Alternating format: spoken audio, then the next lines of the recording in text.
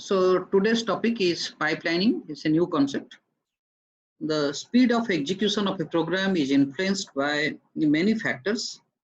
One way to improve the performance is to use the faster circuit technology to build the processor and main memory. Another possibility is to arrange the hardware so that more than one operation can be performed at the same time. If you look into the first option, using faster circuit technology, the hardware has to be enhanced. Enhancement of the hardware also results in increase in the cost. Whereas in the second option, if you rearrange those hardwares, is it possible to have more than one operation can be completed at the same time? By giving the emphasis on the second one, the pipeline is the solution.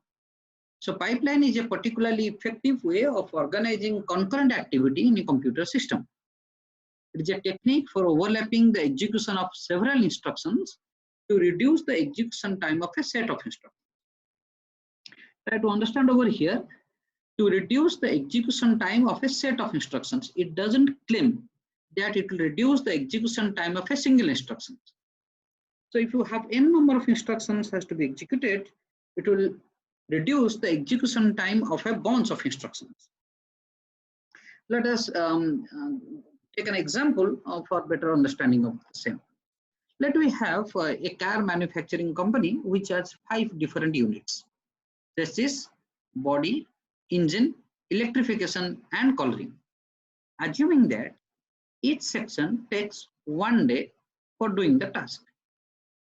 For chassis, they will take 1 day. For body, they will take 1 day. Engine for 1 day. Electrification for 1 day. And coloring for 1 day. So after 5 days, the first car can be released. A car can be released only after 5 days by going through all the sections. Now, if you have such 100 cars to be completed, in a unitary method, it will take 100 into 500 days. Can we rearrange the same thing with a different concepts? Just think of when the first car goes to the body section, the chassis is free actually, where the second car can be given. When the first car will go to the engine, the second car may be given to the body section and the third car may be in the chassis. When the first car goes to the electrification, second car may be in the engine, third may be in the body, and the fourth one may be the chassis section. Similarly, when the first car goes to the coloring, second may be in the engine, third may be in the engine section, fourth in the body, and the fifth in the chassis section. So first car will complete after 5 days, but after every subsequent days, after every 1 day, one car can be completed. So that means if we have 100 cars to be completed, the first one will take 5 days. The rest 99 car will take only 1 day, one subsequent days. That means 99 days for 99 cars, and for the first car it will take 5 days. So total 104 days. So this is quite less as compared to the 500 days in a unitary method. The same thing can also be simulated over here in a processor. Think of it, this is the processor. The processor has to do many tasks for executing instruction. It fetches the instruction, decode the instruction, execute it, does any memory operations, and finally write back the result into the registers. So these are 5 different tasks that are being done by a processor. Now we have 5 different units over here. So we have 5 different units. One is fetch, decode, execute, memory, and write back. This entire is the function of the processor. Now, when the first instruction is fetched and given for decode, the second instruction can be given for the fetch. Similarly, when the first instruction in the write back stage, second instruction may be in the memory, third in execution, fourth in decode, and 5 in the fetch. So in this way, the multiple instructions can execute with less time. So taking the example of a DLX pipeline, the DLX pipeline has these 5 stages over there: fetch, decode, execute, memory, write back. Different processors has different number of stages for processing. The DLX is a RISC architecture. Now we'll read that what are the functions of these 5 stages. The function of fetch stage is only of 2 things: fetching the instruction and incrementing the PC. The decode stage, the function of the decode instruction decode is for interpretation of the opcode, what operation to perform. Decode and search where the source registers are present. If the instruction is R1 equals to R2 plus R3, it has to find out where the R2 and R3 are present. Read the register content. It has to read the content of R2 and R3. If the instruction is R1 equals to R2 plus R3, it will check for the branch, and both decoding and reading will be done parallel. And it will check that whether it's a branch target address if possible in some of the cases. This is for branch, this is for instruction decode. The next one is the execution stage. The execution stage, it does all arithmetic and logic operations and any effective address computations. Next stage is the memory access, which has 2 things: only load and store operation. If it is a load or store operation or read or write operation, those will be done, those can be done in the memory access. And write back stage writes the result into the register file. These are the functions of 5 different stages. So while in the decode stage, here it decodes and reads the content of registers. Both are done parallelly. So this is called fixed field decoding. Now we have, you can see over here, there are 5 stages. In between every 2 stages, there is a buffer is being introduced. A interstage buffer is being introduced between any 2 stages of the pipeline.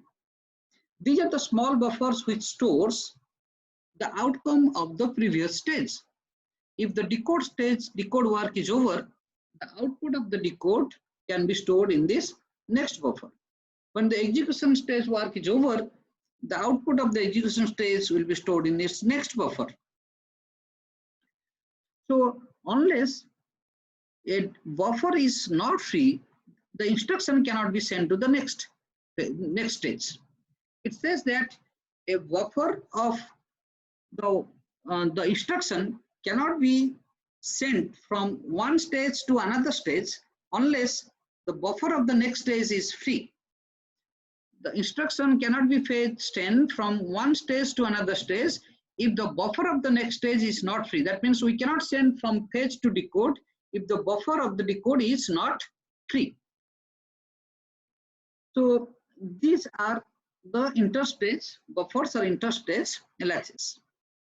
We have the this can be represented in form of a diagram called the time space diagram. The time space diagram has, these are the clock cycles and these are the different instructions. So instruction 1, the instruction 1 is,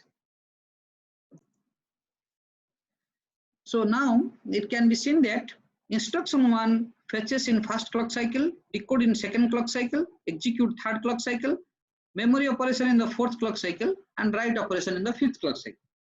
The second instruction can only start fetching from the second clock cycle itself, because the first instruction is in the decode stage. When the first instruction goes to decode, the second instruction goes to the fetch. Similarly, when the first instruction goes to the execute, second instruction goes to decode, and third instruction can start fetching. When the first instruction goes to memory, second instruction can go to execution, third in the decode, and fourth in the fetch stage.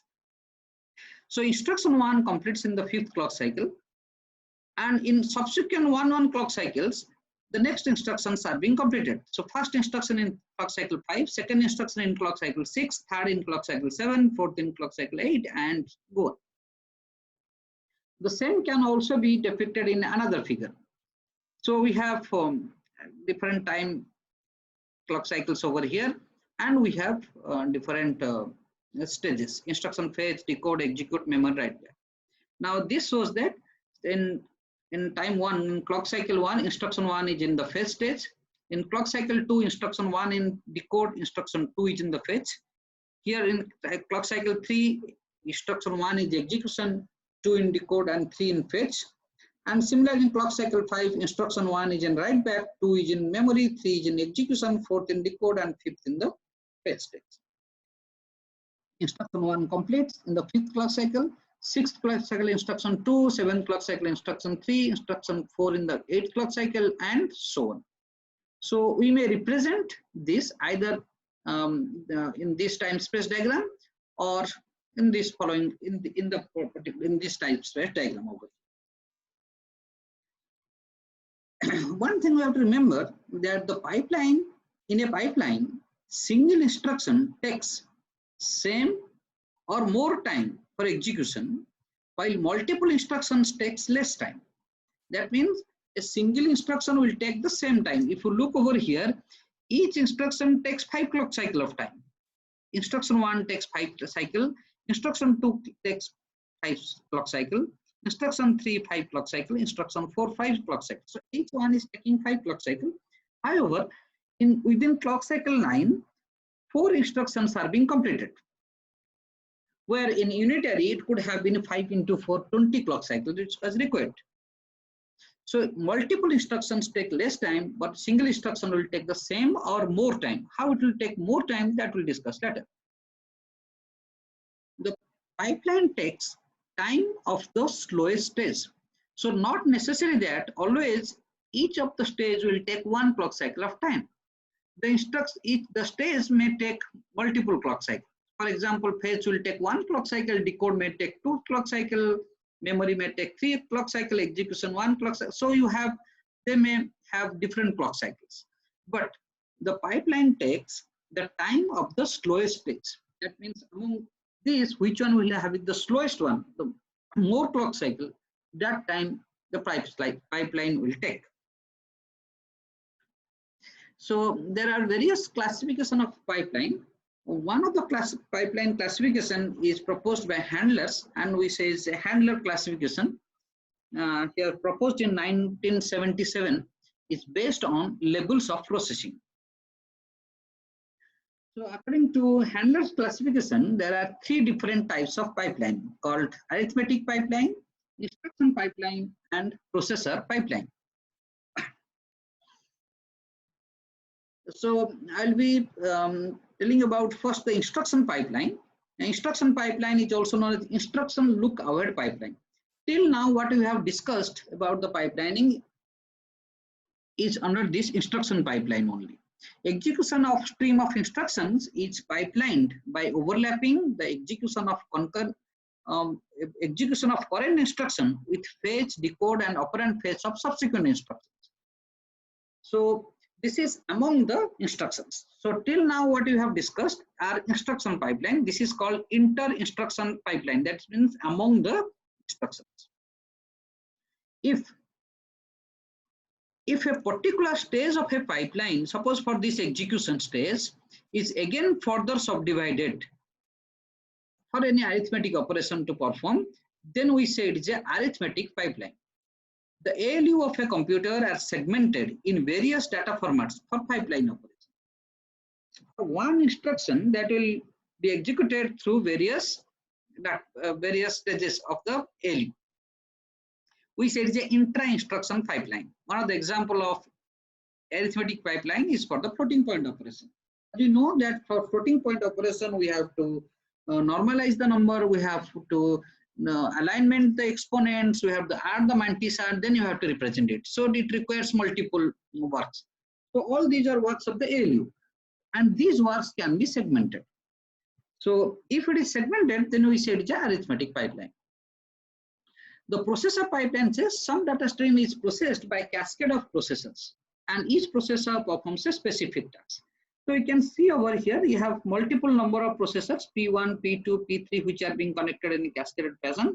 In between every 2 processors, instead of having a latch or buffer, now we have a memory over here, memory module.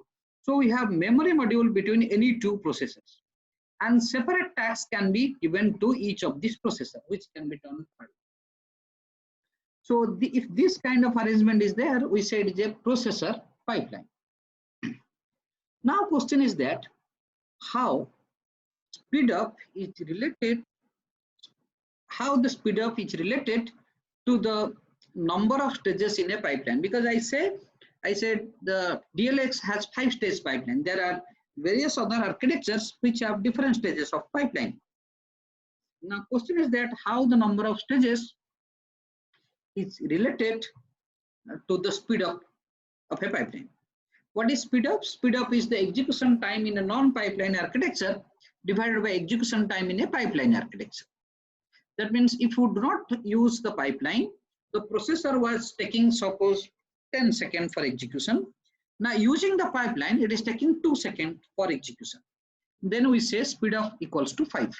That means by using pipeline, it is 5 times faster.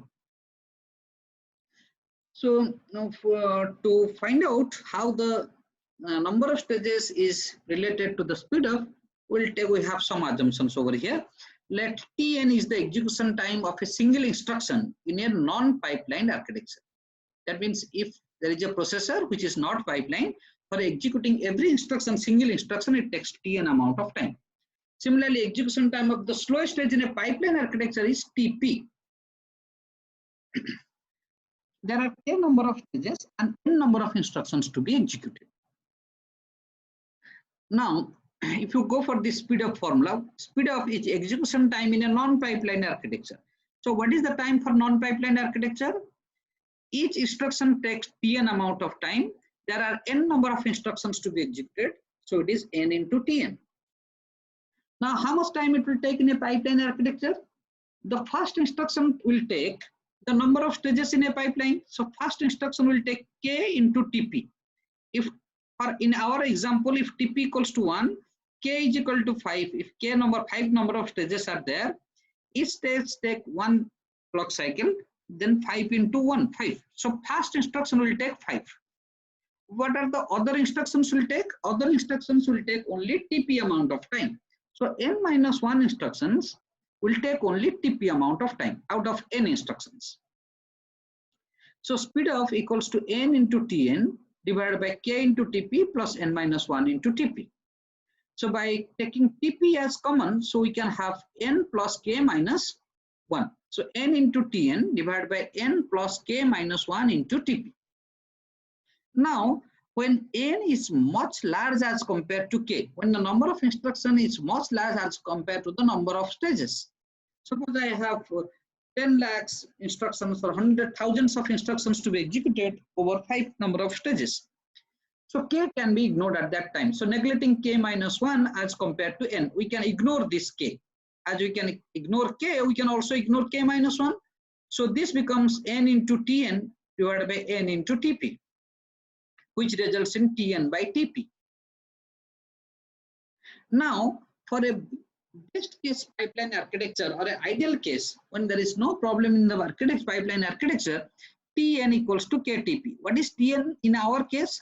If Tn equals to 5, then that is equal to number of stages is 5, Tp equals to 1. So 5 into 1, we can say Tn equals to K into Tp. Tn is the amount of time it takes without using pipeline. Tp is the time it takes using the pipeline. So while using the pipeline, it has to pass through k number of stages. So this Tn is nothing but k into Tp. So we can replace this over here. We have speed up equals to k into Tp by Tp is equal to k. Or we can say speed up varies with k. So more the number of stages, better is the speed up. So now next we'll go for discussing about the performance of the pipeline.